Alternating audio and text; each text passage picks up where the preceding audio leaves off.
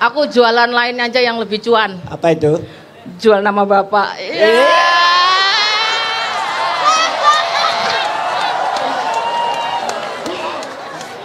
Sekarang lagi ngetren, terutama di kalangan anak presiden.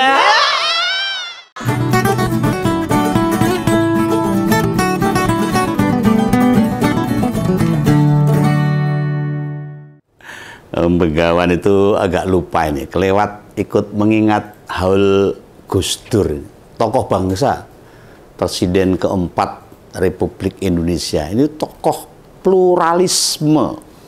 Ya, semoga beliau mendapatkan tempat terbaik di sisi Tuhan yang Maha Kuasa. Kita merindukan datangnya atau orang-orang sekelas beliau di Indonesia ini.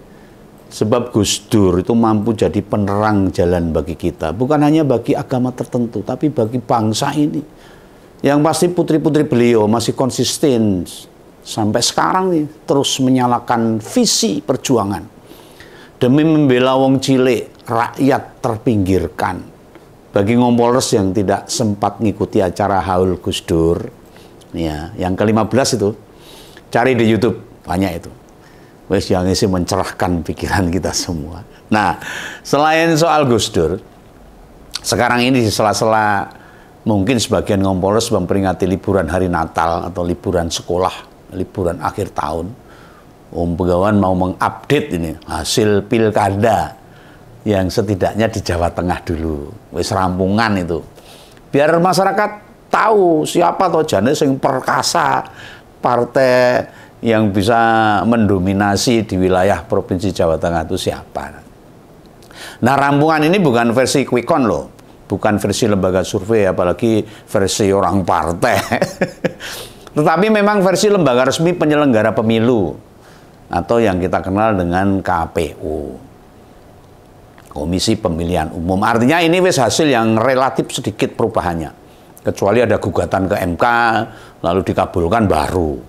Lalu gugatan itu bisa mengubah hasil, bisa. Tetapi kayaknya sih akan sulit sampai ke sana. Bila ada pergeseran suara itu tidak begitu signifikan. Ini sudah 100% kelihatannya. Intinya begini. Koar-koar sesumbar kesombongan-kesombongan yang disebut jateng tak lagi kandang banteng. Itu ngibul. Dabul kalau bahasa Jawa aja itu goro, bohong, dusta. Itu kesimpulan sesat yang hanya akan menjatuhkan kredibilitas dari partai banteng moncong putih ini.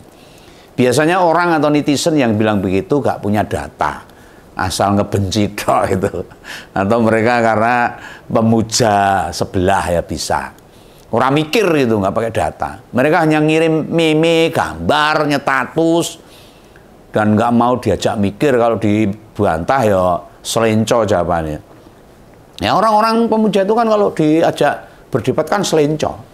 Mereka itu sok ngerti politik, sok paling dekat sama Pak Jokowi, mendaku orang yang pasang badang buat bapak sama anak ini. Nah, menyedihkan sekali ngelihat mereka. Jangankan diajak mikir tuh. Kita ajak adu bukti, adu data, mau keringet dingin mereka keluar, nah, grontol-grontol, menggigil. Nah, akhirnya kakian alasan. Ya seperti PPN 12% itu, akhirnya gamping hitam ke PDIP. Ya ngakak lah. Ya langsung ya, tak tunjukkan ini. Sebuah fakta. Dari 35 kabupaten kota di Jawa Tengah, terbukti kader, sekali lagi kader loh ini. Dari partai banteng itu menang di pilkada. Namanya kader ya punya KTA, minimal dia pengurus lah, struktural lah. Mereka setidaknya pernah menjalani sekolah kader, jadi pengurus, berjuang buat rakyat atas nama partai. Ini beda waktu Jokowi tahun 2014 atau Gibran 2020, punya KTA waktu mau dicalonkan, dadak DKI. Jadi dapatnya KTA disebabkan nyalon lewat partai Bu Mega. Kalau nggak nyalon nggak bakal daftar ke PDIP, minta KTA nggak bakal. Dan setelah melewati berbagai jabatan, semua keuntungan telah diraih. Gantian partainya yang mau dihabisin. Ini kader piye. Lah di pilkada kemarin, ini beneran nih, hampir separuh daerah di Jawa Tengah itu dikuasai sama orang ber-KTA PDI Perjuangan. Nek hampir separuh itu berapa sih? Jumlahnya itu ada 17 kota dan kabupaten. Wong abang mampu memenangkan kontestasi. Ini di Jawa Tengah loh. Di provinsi ini Om Begawan belum dapat datanya. Dan di 17 daerah itu terdiri dari 15 bupati dan 2 wali kota terpilih. Wali kota itu kalau nggak salah Semarang sama Magelang. Kota Semarang dan Kota Magelang. Tidak ada dari 17 yang menang itu berposisi sebagai calon wakil wali kota atau calon wakil bupati. Nggak ada. Tanpa berada di posisi orang kedua. Atau wakil bupati atau wakil wali kota, menggambarkan para kandidat ini beneran orang-orang PD Perjuangan yang memimpin orang nomor 1 di daerah mereka masing-masing di 17 kota dan kabupaten. Nah, beda sama Gerindra dan PKB yang ngeklaim turut punya banyak kader juga, menang di pilkada katanya. Bedanya mereka beberapa diantaranya sebagai calon wakil bupati atau calon wakil wali kota. Malah kadang-kadang ada yang bukan kader siapapun. Malah kadernya Pak Jokowi itu. Di Solo itu bukan orang partai, sudah di wali kota. Bagi yang ngerti tata kelola pemerintahan, yang paham tupoksi kepala daerah dan wakil kepala daerah, yang mudeng undang-undang pemerintah daerah, memang jadi wakil itu bisa apa? Cuma awak karo sikil tanpa ndas. Kalau bahasa Om Begawan itu tanpa utek. Nah, ya ta, wakil kuwi lak mung awak karo sikil sing dinggo. Dudu iki. Lah contoh konkret Wapres tuh. Sudah 2 bulan menjabat, apa tindakan atau pembicaraan yang menyiratkan ide-idenya dari isi kepalanya? Ya dia hanya beraktivitas, berkegiatan sesuai agenda protokoler aja. Mimpin rapat para menteri, ya mau sambutan atau naskah yang disediakan stafnya. Dengan demikian, adakah value yang didapat dari partai non-PDIP yang tingkat kemenangannya banyak didominasi wakil bupati atau wakil wali kota? Nah, Gerindra sama-sama PKB itu kebenaran menang sebagai calon kepala daerah di 4 wilayah saja. 4 wilayah toh, kecil. Andai di persentase itu hanya 15% lah dari jumlah wilayah kota kabupaten di Jawa Tengah. Lalu kader Golkar hanya ada 2 daerah menang sebagai kepala daerah. Adapun partai lain kena jumlahnya lebih sedikit, dibagi itu. Begawan males ngecek tuh.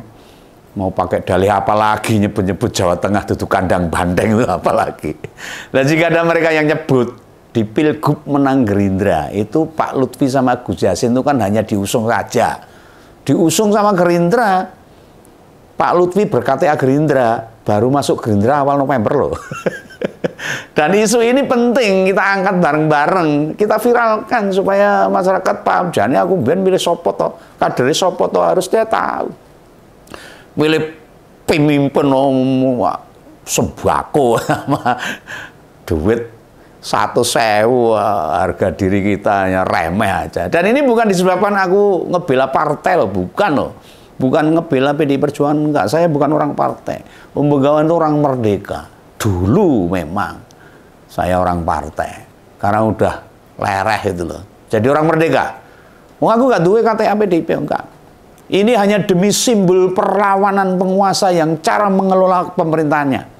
Orang pati jelas. Sampai sekarang.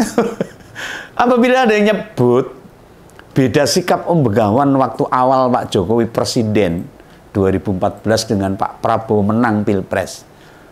Di 2014 awalnya arahnya jelas loh, kebijakannya peduli dan membela rakyat. Dulu bahkan Pak Jokowi anti bansos loh, enggak mau dia. Tenan weh, orang ngapusi. Anda kok jejak digitalnya kok nolak bansos pas jadi gubernur DKI. Oh iya, barangkali pas jadi gubernur dia belum merasakan bansos efektif buat mempengaruhi rakyat, belum gitu. Begitu merasakan sendiri, ya tutup mata lah sama apa yang pernah dia katakan. Akhirnya sen kanan belok kiri. Untung kirinya renek tembok, abres. Balik lagi tentang dominannya partai Bandeng di pilkada di Jawa Tengah. Ini sebuah prestasi loh, sebuah dukungan, sebuah kepercayaan. Bila rakyat itu sejatinya emoh pemerintah didominasi partai politik tertentu. Lah kader-kader PDI Perjuangan menang di pilkada, mampu jadi simbol-simbol perlambang ditolaknya kekuasaan yang didukung kabeh partai keroyokan. Memenangkan partai yang sendirian bertarung membuktikan keengganan, ketidakmampuan, kebenaran bekerja untuk rakyat. Dengan kemenangan 17 daerah, kabupaten dan kota, Jawa Tengah menolak disebut jadi wilayah Jokowi. Menolak. Dan Om Bengawan berani memprediksi.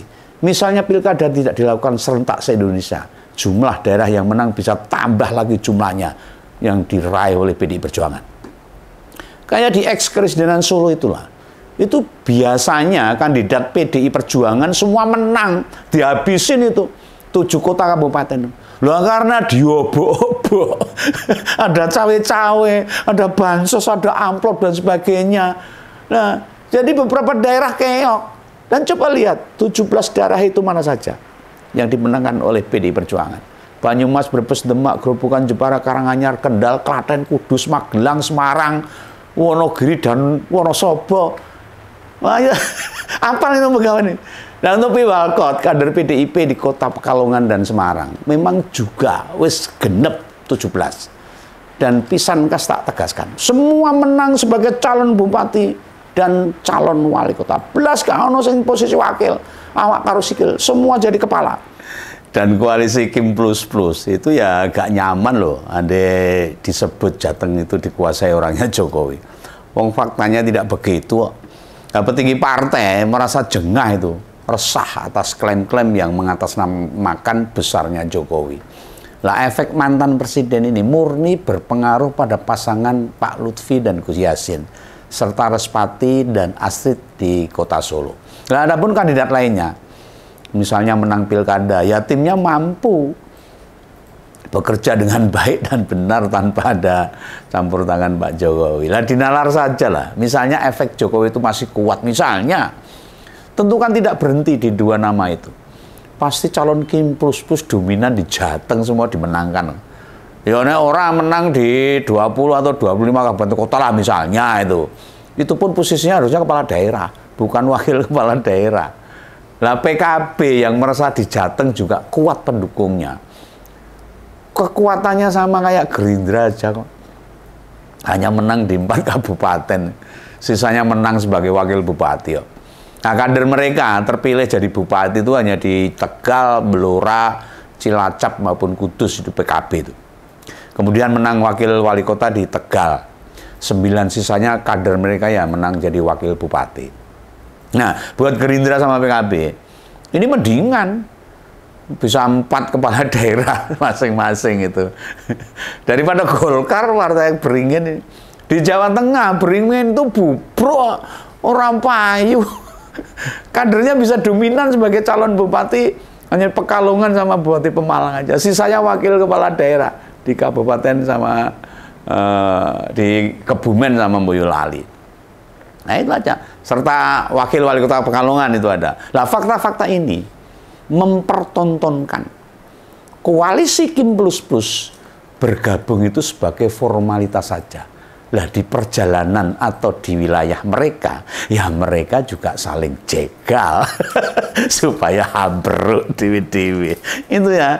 Inilah apa yang saya ungkapkan agar masyarakat tidak lupa bahwa Jawa Tengah masih tetap kandang banteng.